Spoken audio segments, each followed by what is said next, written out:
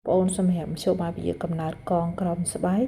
គេហៅថាកងដៃហ្នឹងណាបងប្អូនកងដៃយើងមានមួយដើមនិងមានពីរដើមសម្រាប់មួយដើមដូចខ្ញុំបង្ហាញនៅ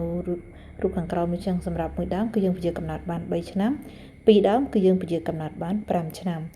ចាហើយសម្រាប់កងដៃនេះដែរគឺស្ត្រីអាចដាក់នៅក្រោយសម្រាលបាន1ខែកន្លះមិនថាស្ត្រីសម្រាលដោយធម្មជាតិឬក៏ស្ត្រីសម្រាលដោយវះកាត់គឺអាចប្រើបានដូចគ្នាដោយសារអីហេតុអីបាន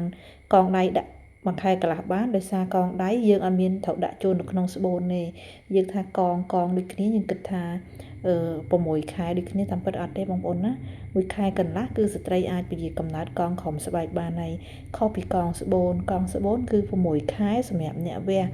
ចាហើយសម្រាប់អ្នកកើតធម្មតា1ខែកន្លះដូចគ្នាជាមួយកងដៃដែរអញ្ចឹងសម្រាប់បងប្អូនចង់ប្រើមធ្យោបាយពជាកំណើតកងក្រោមស្បែក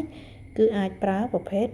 កងមួយដើមឬកងពីរដើមតាមដែលបងប្អូនចង់ប្រើសម្រាប់មួយដើមគឺពជាកំណើតបាន3ឆ្នាំពីរដើមគឺពជាកំណើតបាន5ឆ្នាំបើសិនជាបងប្អូនមិនទាន់មករដូវទេក្រោយសម្រាប់កូនគឺបងប្អូនមកដាក់បានឲ្យតែបងប្អូនច្បាស់ថាបងប្អូនមិនមានកូនឬក៏បងប្អូនមិនទាន់បានចូលកង